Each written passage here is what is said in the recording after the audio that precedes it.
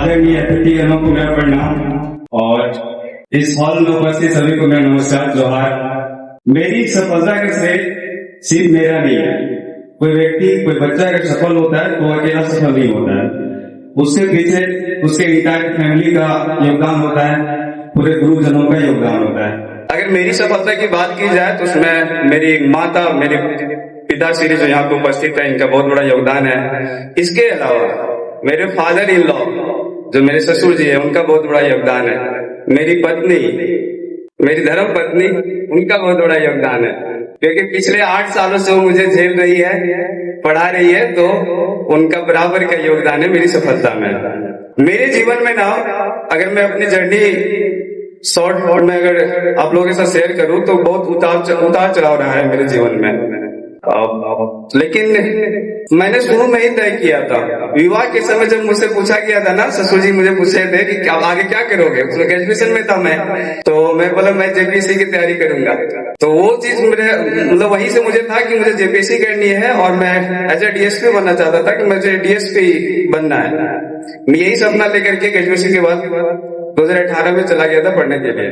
18 से 25 साल के दौरान अगर देखें तो बहुत सारे परिस्थितियां, मेरे विपरीत परिस्थितियां उत्पन्न हुई, अच्छी तो कम उत्पन्न हुई और अंतिम में मुझे स्विगी बॉय के तौर पर भी काम करना पड़ा, डिलीवरी करना पड़ा। तो मैं शुरू से नहीं करता था स्विगी, अंतिम में एकदम बोल सकते हैं ना कि हो सकता है सफलता आने से पहले झटका दे रहा था मुझे, तो झटका मुझे दिया गया और लास्ट मतलब फाइनली मैं स्विगी और रैपिडो चलाना शुरू कर दिया था मेन सीखने के बाद। लेकिन बोलते हैं ना कि ईश्वर जो आपके लिए तय करके रखा है वो आपको मिलेगा। शायद मेरे लिए भी वही था और ईश्वर ये चाहता था कि आप लोगों से मिलो जाकर के, ताकि आप जब आगे प्रशासन में जाओ तो वहां पे लोगों के जो होता है ना माइंडसेट को समझ सकते हो। तो इसलिए लोगों से मिलाने के लिए मुझे स्विगी और ये पकड़ा दिया भगवान ने। तो सब कुछ ठीक है, कोई बात नहीं। जो भी एस्पिरेंट जिनका सिलेक्शन नहीं हुआ और जो अभी मेरे से जो तैयारी करना चाहते हैं, उनके लिए मैं ये कहना चाहता हूँ कि अगर मैं कर सकता हूँ तो आप डेफिनेटली कर सकते हो।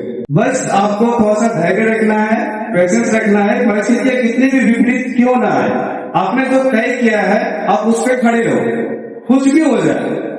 आपके ऊपर बिजली भी गिर जाए फिर भी बोलना है कि हमें यही चीज करना है।